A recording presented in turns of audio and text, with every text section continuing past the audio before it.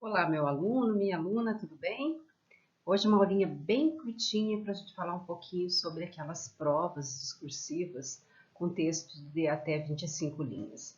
Nós temos duas formas diferentes de ver, né? Uma que já tem uma aula gravada, que são as questões discursivas, com até 15 linhas, 20 linhas mais ou menos, que são perguntas mais técnicas, né? Mais relativas ao cargo. Não que essa aqui também não possa ser, claro que pode, mas aquela tem uma direção diferente. Então, se o teu caso for questão discursiva, é uma outra aula que nós já temos gravada, tá? Só procurar no YouTube, você encontra lá.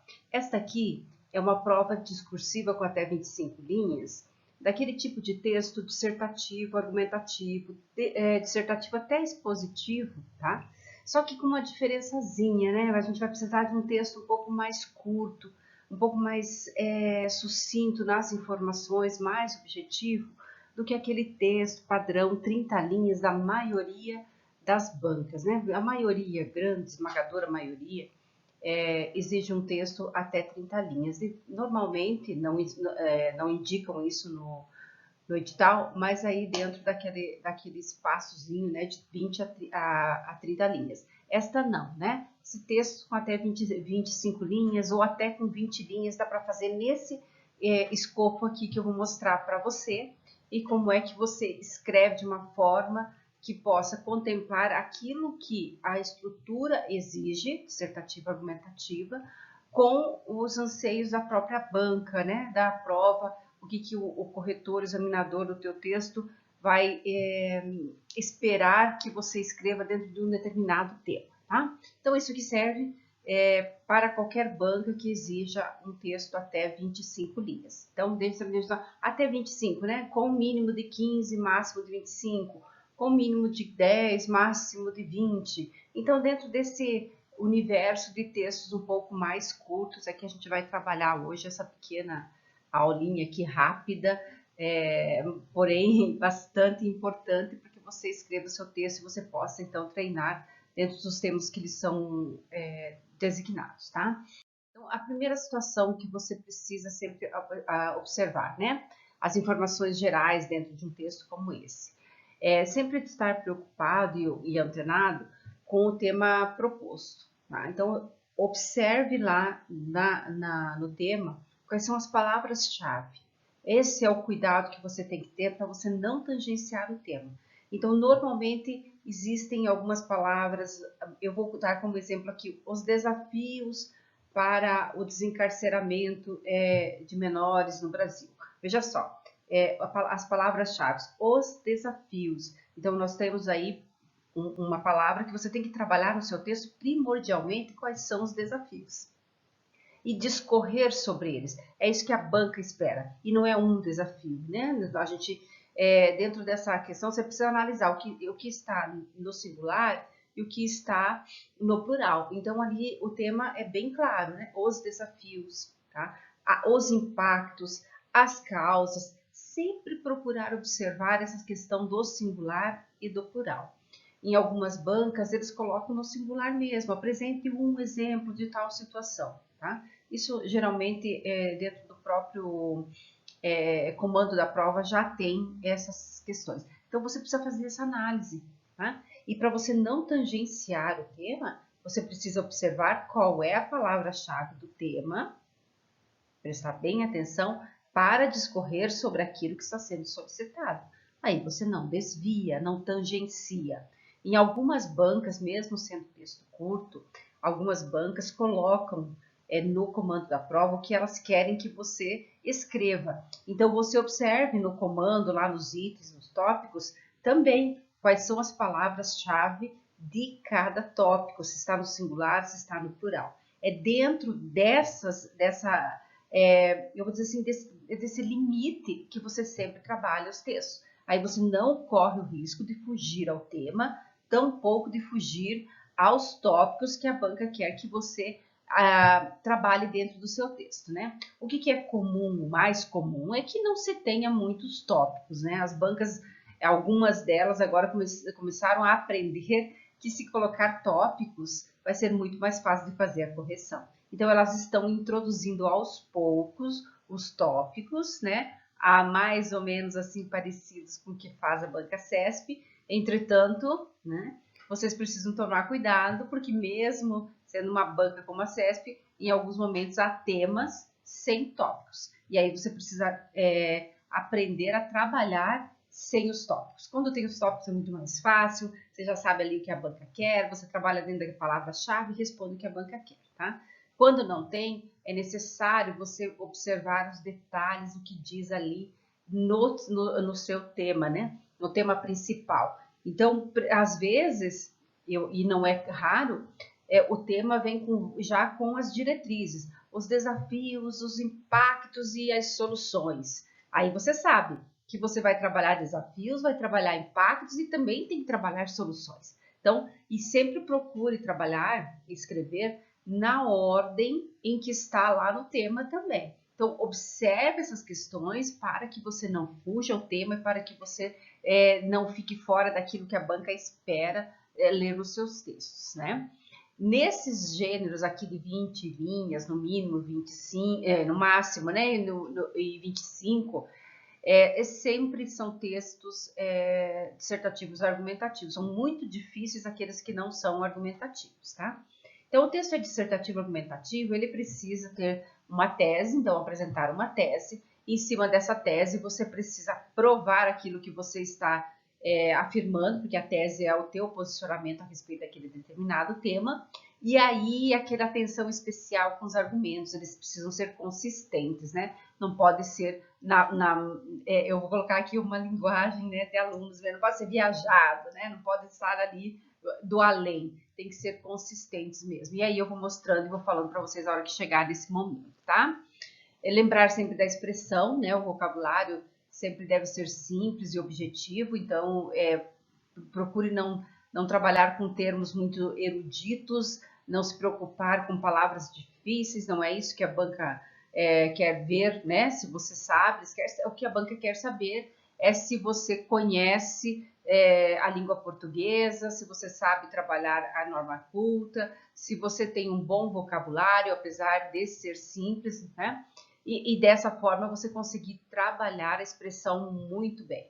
Não escrever muitos períodos longos, não pode. O texto é curto, veja que de 25 para 30 são 5 linhas, é bastante conteúdo. Então, você precisa ter períodos mais curtos, tá? Eles precisam ser mais objetivos, evitar as repetições de palavras, optar sempre por sinônimos, né? Fazer afirmações, prová-las. É assim que o texto vai trabalhar, né? Tem que ser, então, dentro dessa objetividade, né? A correção, sempre, né? Cuidar com a legibilidade, uma letra limpa, legível, tá? Ajuda bastante. A parte que é o primeiro contato que o examinador tem com o seu texto, tem que ser um texto agradável de ser visto primeiro e depois agradável de ser lido, né? Então, para que ele seja bem visto, precisa ser uma letra limpa, então legível, cuidado com os Os muito abertos, que parecem Es, o E muito fechado, que parece um I, o A sem a perninha, que você vai confundir com o. O examinador vai marcar como erro de grafia, tá? Sinais de pontuação bem marcados, a vírgula bem próxima da palavra, não lá um espaço, né? Tem um canyon inteirinho para colocar uma vírgula no meio, não pode, né? Acentuação bem marcado, que é acento agudo, que é grave, que é circunflexo. O tio, né? Que é um sinal gráfico, aquela cobrinha viradinha em cima sempre da primeira vogal. Não, vocês têm que tomar cuidado com isso.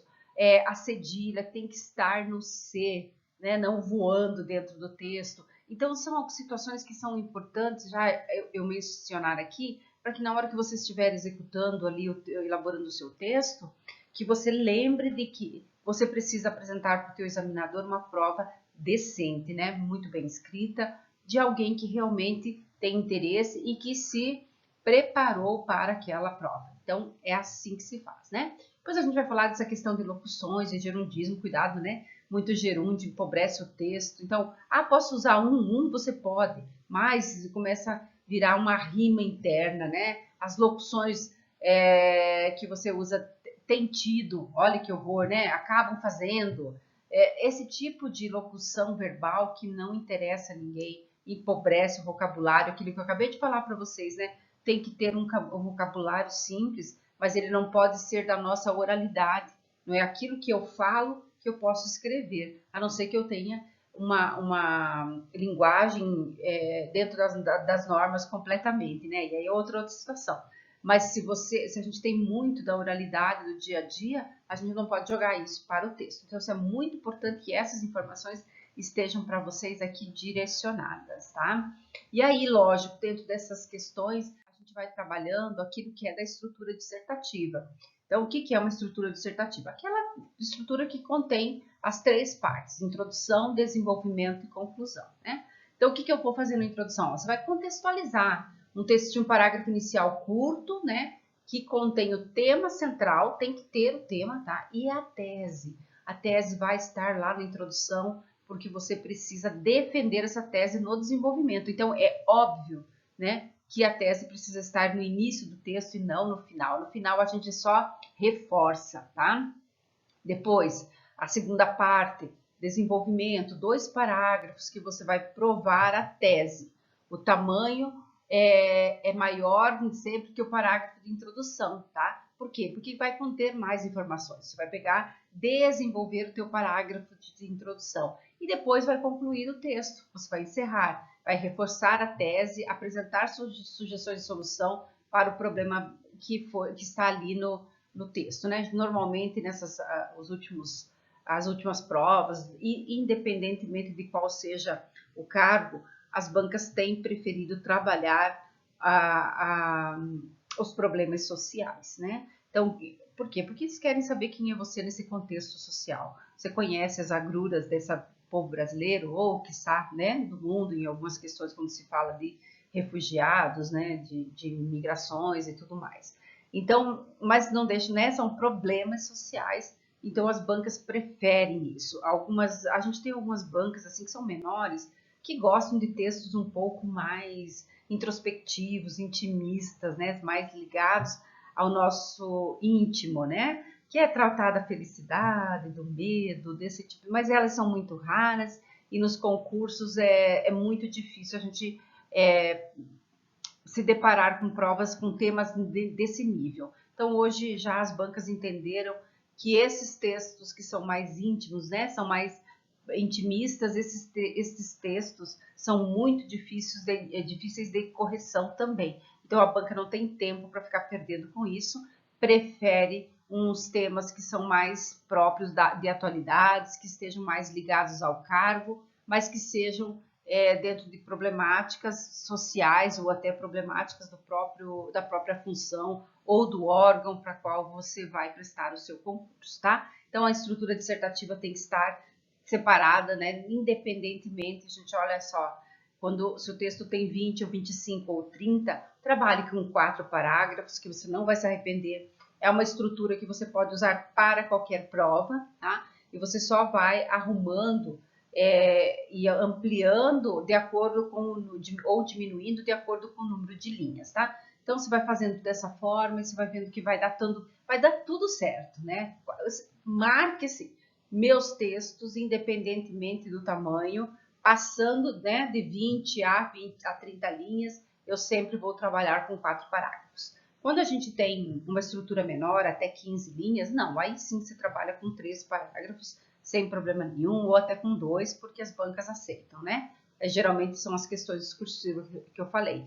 Quando nós estivermos trabalhando estrutura dissertativa, argumentativa ou dissertativa expositiva, vamos trabalhar dessa forma, 20, 25, 30 linhas, trabalhe com 4 parágrafos que você não precisa mudar, então toda vez que você for fazer um concurso diferente, tá? E aí, né, eu disse, olha, um texto dissertativo precisa ter uma tese, né? Tem ali a tua opinião, o teu posicionamento a respeito de um determinado tema. Bom, nós temos aí, vem sempre aquela pergunta que eu já conheço, né? Já sei, professora, como é que eu elaboro uma tese? Então, nós temos 2 possibilidades, né? Quando nós temos já um tema já composto por uma pergunta, Aí vem mais fácil, né? O tema já está composto por uma pergunta. A tese é a resposta à pergunta, né? É o posicionamento. Então, vamos lá. Eu peguei um texto, um tema que é um tema recorrente para qualquer cargo que se preze, né? Seja carreira policial, de tribunais, seja de administrativos. É um assunto que permeia o nosso dia a dia, que é o sistema prisional brasileiro, tá? Então, eu peguei um tema assim para a gente poder conversar, né? Então, a pergunta ali, ó, o sistema prisional brasileiro tem condições de ressocializar? Então, é uma pergunta. Não basta que você apenas responda a pergunta. É preciso fazer uma pequena contextualização. O que é contextualizar? Trazer o assunto para o seu texto, para então você poder responder. Olha só, eu separei aqui em preto e vermelho, né? Preto é a contextualização do tema e vermelho a tese, que é a opinião sobre o tema, a resposta, né? E resposta à pergunta. Então, o que eu contextualizei? Tá? Você está falando do sistema prisional, eu coloquei aqui, olha. O processo de ressocialização visa educar pessoas privadas da liberdade para se adequarem às condições e leis da sociedade. Então, o que eu usei? Usei uma estratégia que é a de conceito, né? Eu vou conceituar o que é o processo de ressocialização, tá? Eu poderia ter escrito aqui sobre o sistema prisional? Poderia, mas eu preferi já ir direto para aquilo que é a chave dessa pergunta. Lembra que eu falei de palavra-chave? A palavra-chave que é? Ressocializar. Então, eu fui lá na minha contextualização e preferi conceituar o processo de ressocialização. Então, fiz ali uma pequena contextualização. Quando eu vou apresentar a tese? Eu venho, então, aqui na parte vermelha. Olha, eu digo que o processo tem um objetivo, mas aí, no Brasil, o que acontece? Eu tenho que responder se o sistema brasileiro tem condições. No entanto, então, coloquei ali uma locução conjuntiva, né? De oposição, tá? De adversidade, né? No entanto, no Brasil, o sistema penitenciário não oferece condições adequadas para a ressocialização do preso. Veja que de forma bem simples, contextualizei e respondi a pergunta.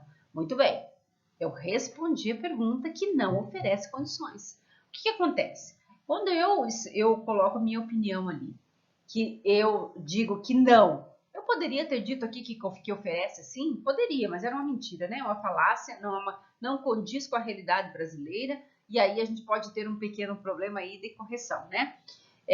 Então, eu afirmo aqui que não oferece condições. O que vai acontecer?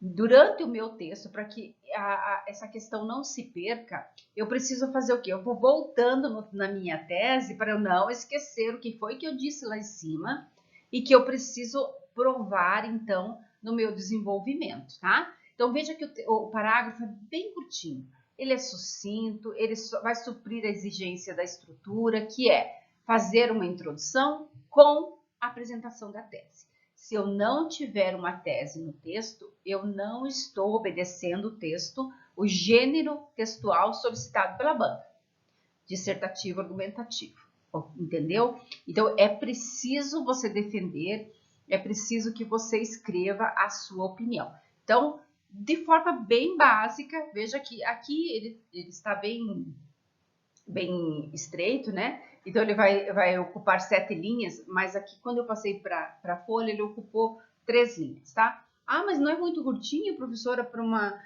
um texto dissertativo?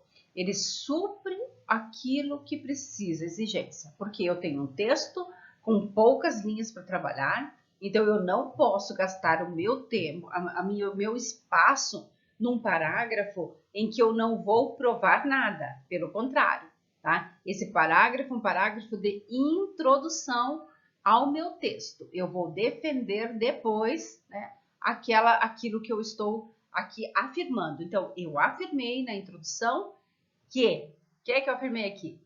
Olha, que o sistema não oferece condições, tá vendo? Então, se eu estou dizendo que o sistema não oferece condições, eu tenho que provar depois, tá? Então, vamos para o que eu preciso provar, né? A gente vai ficar aqui gastando energia e nem o tempo de vocês é o teu tempo, né, para poder fazer conjecturas a respeito disso ou daquilo, né? Vamos lá. Eu quando fiz o texto, acredito que não tenha condições, tá? Então, depois a gente prova isso. O que acontece? No exemplo anterior, aqui, eu já tinha uma pergunta para ser respondida. Quando eu tenho um tema, que é uma frase composta apenas, eu não tenho pergunta, eu preciso transformar esse tema em uma pergunta. Se eu transformar esse tema em pergunta, o que vai acontecer? Eu vou fazer igual à tela anterior, tá? Eu vou fazer a mesma situação. Eu transformo numa pergunta, contextualizo e respondo. E aqui ficou um pouquinho mais longo, porque eu quis escrever um pouco mais, mas eu vou usar a introdução anterior para escrever o restante do texto, tá? Então, olha só, o tema é composto por uma frase. A ressocialização como direito humano. Novamente, o que percebe aqui? Qual que é a palavra-chave aqui? Ressocialização. De novo, eu vou trabalhar a mesma palavra, tá? Eu vou transformar numa pergunta, então. Veja aqui. Por que a ressocialização é um direito humano? Porque aqui ó, existe uma afirmação. Veja aqui eu afirmei, tá? Eu não, né? Na verdade, vamos supor que seja a banca, né? Eu coloquei aqui como um tema que eu criei, né? Eu já criei esse tema para ser trabalhado, escrito pelos meus alunos, né? Então, assim, esse tema, a ressocialização como direito humano, é uma afirmação. Eu pego essa afirmação e transformo numa pergunta, num questionamento. Por que a ressocialização é um direito humano? Da mesma forma que eu fiz anteriormente, eu vou aqui, sem problema nenhum, fazer o quê? Aqui eu vou contextualizar, tá? Da mesma maneira, então contextualizei. E aqui na outra parte em vermelho, eu vou responder a pergunta. Então, o mesmo processo, mesmo processo. Então, contextualizei aqui a questão do Estado, olha, mesma situação aqui, tá? E coloquei que é um direito humano, olha, em decorrência disso, a violação da dignidade humana. Olha, eu coloquei que no sistema há a violação da dignidade humana, tá? Então, de novo, eu estou fazendo uma afirmação, tá? Se eu escrevi o texto a partir de então da introdução anterior e não dessa, tá? Da introdução anterior para eu mostrar então a questão da tese e aí dos argumentos que eu vou provar essa tese, né? Então, duas formas de você conseguir elaborar a tese: a partir de uma pergunta ou a partir de uma afirmação, que é o caso aqui, que você vai transformar em uma pergunta e a dinâmica depois é a mesma, tá? Transformar a afirmação numa pergunta vai melhorar e muito o teu tempo na hora de escrever a sua redação, né? Geralmente, gente, a redação proposta, ele é composto por uma afirmação e não por uma pergunta. Mas como acontece de vez em quando, a gente tem que abordar aqui as duas situações, né? Então, vamos lá para a parte que interessa agora, que é justamente o que a gente vai trabalhar, o conteúdo, né? A parte dos argumentos. Muito bem. O que eu tenho que pensar? Para que é? O que eu já venho dizendo desde que a gente começou essa aula.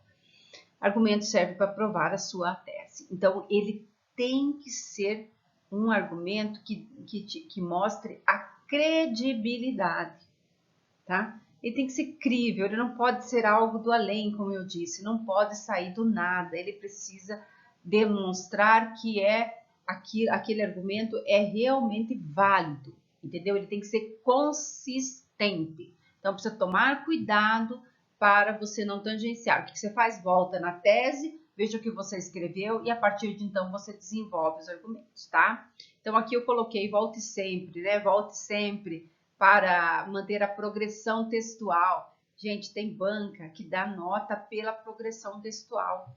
Tem banca que dá nota pela coerência também, ali como quesito separado. Outras não, outros colocam tudo num esquema só. Mas a gente tem que lembrar que tudo isso faz parte de um texto só. Então, é necessário que você se preocupe com a progressão textual, é necessário que você se preocupe com a coerência. É coerente o teu argumento com a tua tese ou não? Ou se na tua tese você diz algo e no teu argumento você diz outro, você vai perder nota na coerência. E aí é que a nota fica muito baixa, tá? Porque o argumento não é consistente. O que você tem que pensar? Bom, eu tenho que ter conhecimento do assunto, obviamente. Durante toda a parte do seu preparo, você adquiriu informações. É aquilo que você tem de estudo, como a legislação, ou conhecimento de mundo, né? Lendo reportagens, artigos, assistindo noticiários, assistindo entrevistas, lendo entrevistas, você vai ali adquirindo toda uma bagagem de informações que devem ser e podem ser usadas nesse texto, tá? E dentro dessa parte da bagagem toda, né, a gente tem várias estratégias. Ali eu coloquei a legislação, a palavra de um especialista, é muito importante, dados estatísticos, exemplos, tá? Os exemplos são a parte mais fácil que tem, né? E para quem estuda para o cargo, conhece legislação. Então, aproveitar esse conhecimento da legislação para provar aquilo que você diz, né? Aquilo que você afirma no seu texto, tá? E tem uma outra parte, gente, que é bem importante, que é você saber extrair dos textos de apoio ou motivadores informações que podem contribuir com a tua tese, tá? Você não pode copiar, mas você pode olhar lá e dizer assim, opa, isso aqui é interessante, eu posso fazer uma paráfrase ou mudar aqui uma informaçãozinha aqui e colocar no meu texto. Por exemplo, dados estatísticos, né? E muitos textos de apoio apresentam dados estatísticos. O que você tem que fazer? Fazer interpretação. Por exemplo, né? Vamos lá, um dado que chega a 28,7. Você não vai escrever 28,7, né? Você vai escrever pouco mais de 28%, quase 29%, quase 30%, quase um terço da população carcerária. Então, você tem que aprender a fazer esse tipo de interpretação e de renomeação, tá? Daquilo que você vai escrever. Então, você pode extrair lá do texto de apoio, fazendo essas modificações. Você vai ver que é possível, é interessante e você vai provar aquilo que você está escrevendo, né? Às vezes o texto motivador te traz uma informação que a um terço da população carcerária é formada, eu vou colocar, um terço da população carcerária está em presídios de segurança máxima, tá? O que eu vou usar? Eu vou usar que 70% da população carcerária está em presídios comuns, em vez de usar aquilo que está escrito no texto de apoio. Então, fazer esse tipo de jogo de informações te ajuda bastante na hora de escrever, né? Isso é uma dica importante, tá? E aí a gente tem aqui a questão, então, dos argumentos. Então, eu vou colocar como exemplos para vocês aqui, já formatados, 2 parágrafos, né? O argumento 1 e o argumento 2, tá? Então, o que é esse argumento? Olha aqui, qual que é a tese? O Brasil não oferece condições de ressocialização. Por quê? Então, por que 1? Por que 2? Olha só, tá? Então, o primeiro motivo está aqui e o segundo motivo está aqui. Ué, então eu coloco um motivo para cada argumento, para cada parágrafo. Isso é importante, tá? Então, o que eu fiz? Ó, por quê? Por que então eu tenho que... E aí lembra da questão da progressão, lembra da questão de coesão que eu tenho que ter, né? Então, o primeiro motivo, eu abro o parágrafo escrevendo assim, olha, um ponto para ser analisado é a realidade do sistema penitenciário nacional, o qual tem revelado um cenário desolador. Mais uma afirmativa. Então, essa primeira frasezinha aqui, que eu digo que o cenário é desolador, eu vou ter que dizer por que ele é desolador. E ele é desolador e ele não oferece condições de ressocialização. Então, por que ele é desolador? Vale ressaltar que no curso do cumprimento da sentença, o preso é submetido a toda sorte de castigos que o próprio sistema carcerário impõe, como superlotação das prisões, promiscuidade sexual, proliferação de doenças, alta incidência criminal e quase nenhuma perspectiva de vida social digna no período pós-pena. Olha o que eu fiz aqui. Eu disse que ele não oferece, falei que o sistema é desolador e disse por que ele é desolador. E coloquei o que aqui? Exemplos, né? Fui lá e disse por que ele é desolador. A partir daqui, eu coloquei algumas razões por que é desolador. E aí, qual que é o assunto principal, gente? Ressocialização.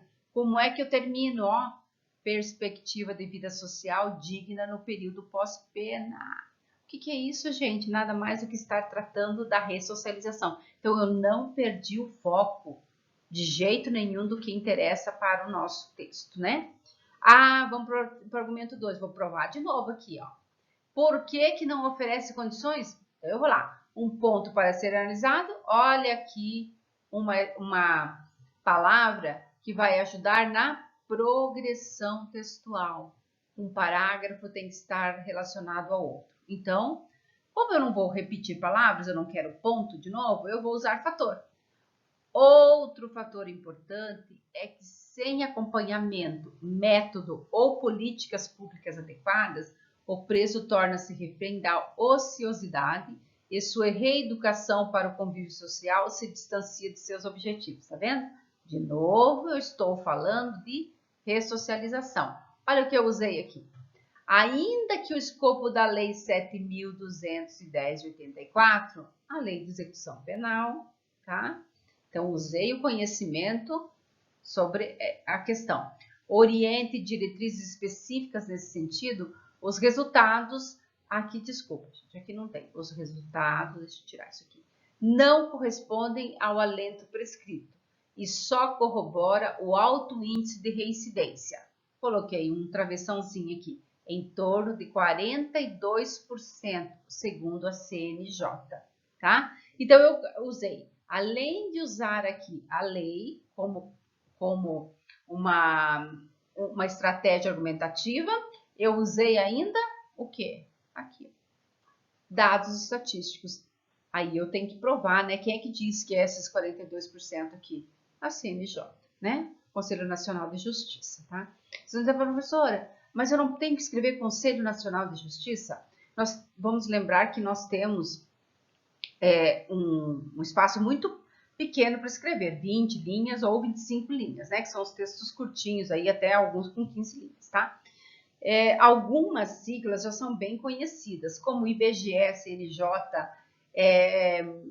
MEC, você vai colocando ali algumas que são bem conhecidas, DEPEN, né? O próprio Tribunal de Justiça, TJ, que não há necessidade de você escrever, então, por extenso, quando nós temos esse tipo de situação. Espaço curto para escrever, tá? Então, não precisa, porque o examinador vai saber que ali é uma sigla do Conselho Nacional de Justiça, porque geralmente, né, a gente entende e reconhece que o examinador é um sujeito que conhece, que sabe que ele não vai exigir ali o nome completo da instituição, porque não há espaço para isso, tá? Nós estamos falando de um texto objetivo, de um texto sucinto, ok? Então, veja aqui, eu tenho 2 parágrafos com 2 porquês, dizendo por que não oferece condições, tá? Eu quero que você se preocupe um pouquinho também em observar que aqui há uma separação, né, dentro do parágrafo. Esse aqui ficou um pouquinho mais longo, porque é onde justamente eu apresentei os exemplos, tá? Mas tem aqui a frase introdutória do parágrafo e depois eu respondi essa questão. Aqui também, né, a gente tem que, até aqui, eu coloquei, olha, até aqui um período, tá? E aqui, daqui para cá, outro período explicando o período anterior. Então, isso também é fazer progressão de texto, né? Olhar sempre o período que eu escrevi anteriormente para dar continuidade àquela mesma ideia, tá? Eu não vou me perder aqui naquilo que eu estou escrevendo. Então, qual é o escrever? Eu tenho que provar que no Brasil não oferece. Provei aqui por isso e escrevi aqui por outro também, ó, que é o sem acompanhamento de método ou políticas públicas adequadas, tá? Então, duas questões. Uma é a realidade do sistema e outra a falta de acompanhamento desse egresso do sistema que precisa ser acompanhado, né, para poder ser reinserido na sociedade. Então, dois argumentos, provei os dois, um por meio de exemplos e outro por meio de legislação e também de um índice aqui para um dado estatístico para provar. A partir dali, o que eu faço? Eu vou para a conclusão. E a conclusão não pode também, gente, fugir do tema. Então, o que eu tenho que fazer? Eu preciso vir aqui, olha, e reforçar a tese ou reapresentar o tema com sugestão de solução para o assunto, tá? Então, o que eu vou fazer? Primeiro, eu tenho que vir até aqui e eu vou colocar uma expressão que vai sintetizar tudo que eu já escrevi anteriormente, tá? Então, diante do exposto. Diante do exposto já é uma expressão finalizadora. Eu estou chegando ao final do meu texto, já anuncio para o examinador e aí eu digo para ele, olha, eu sei que a conclusão é uma síntese de tudo que eu tenho que escrever. Então, é que eu já escrevi. Então, uma expressão, eu estou sintetizando, tá? O que eu faço aqui de novo? Olha, é notório que a prisão não oferece condições de ressocialização do apenado. O que eu fiz aqui? Eu reforcei a tese, né? E o tema numa frase só. Falei dos dois, tá? Coloquei ali. E aí vem a parte que é, então, finalizar, né? Por isso, esse processo, que é de ressocialização, demanda ações e métodos integrados do Estado, da família, do próprio preso, para que a execução penal, a partir da prisão, seja parte também da recuperação social do apenado. Termino com uma frase. Educação e trabalho são medidas indispensáveis para a reintegração social do egresso do sistema penal. Veja que eu também separei internamente aqui o texto, tá? É preciso fazer isso, porque senão os períodos ficam longos demais, demasiadamente longos, e eu não consigo expressar a minha ideia, pelo contrário, eu vou confundir a leitura, tá? Então, esse cuidado precisa ter. Aqui nos textos que são um pouco mais curtos, a gente pode fazer soluções que não sejam tão detalhadas. Em textos mais longos, a gente detalha um pouco cada solução. Aqui não. Aqui eu juntei numa solução integrando o Estado, a família e o indivíduo.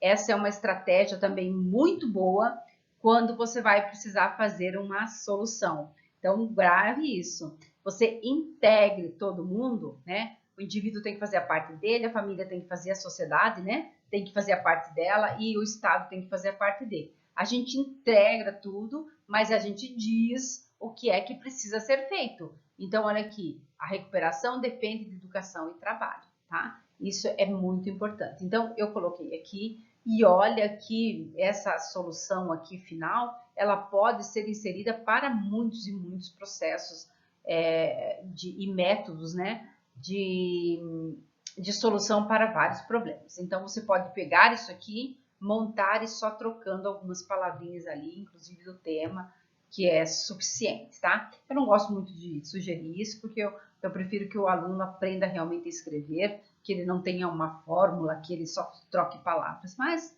a gente sabe como é que funciona tudo, né? Então, a gente vai fazendo o que é possível.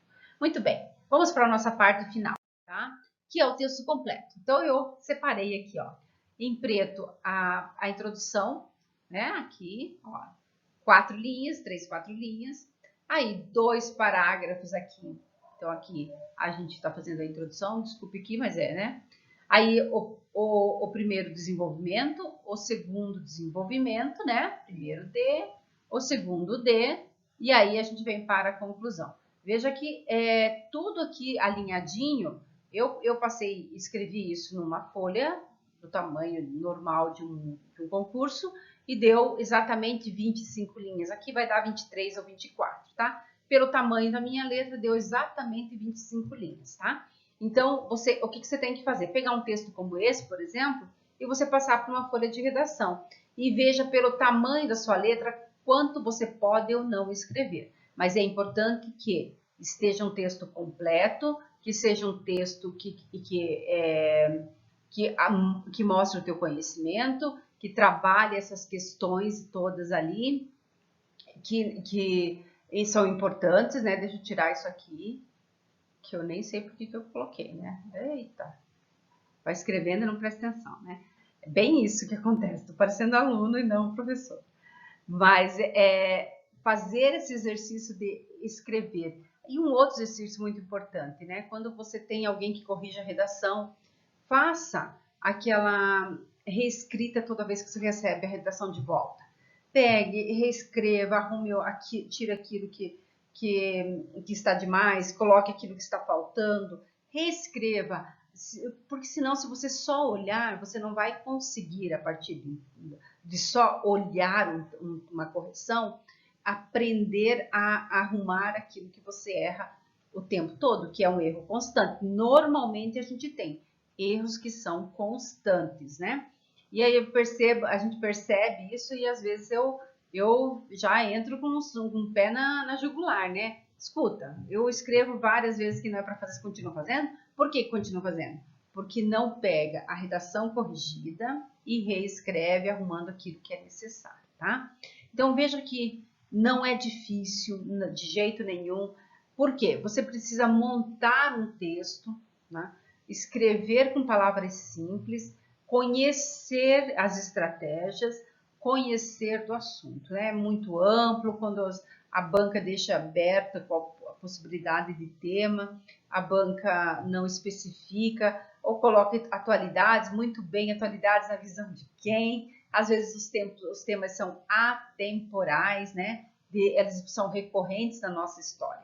Então, é bom que a gente esteja sempre muito ligado ao formato da banca, conhecer o que a banca normalmente solicita nos diversos concursos. Isso faz com que o seu trabalho seja mais rápido, né? Porque você vai entender quais são os assuntos que a banca gosta de abordar. E não esqueça, né?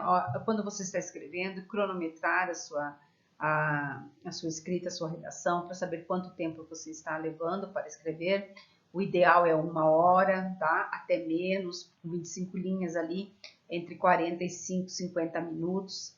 É o máximo que você pode gastar. Então, o treino é extremamente importante, por isso que é bom que você reescreva, revise, para ver, né, como é que vai ficar. Cuidado com as margens, não ultrapasse a margem, mas escreva até o final da linha direitinho. Tenha em mente que o corretor é um ser humano, que a primeira impressão importa bastante, tá? Então, sejam muito bem-vindos. É uma aulinha curta ali, parece aula de escola, né? 45 minutos, para a gente falar um pouquinho sobre esse texto mais curto, mas que é tão importante que você conheça esses ladinhos todos, esses detalhezinhos que fazem toda a diferença na hora de você escrever o seu texto, tá? Então, que você tenha uma boa prova, que você treine bastante, observe bastante esses detalhezinhos, né? Cuidado bastante com aqueles detalhes que eu coloquei para você das informações gerais e vai dar tudo certo. No fim, dá tudo certo, tá? Um grande abraço, até a próxima!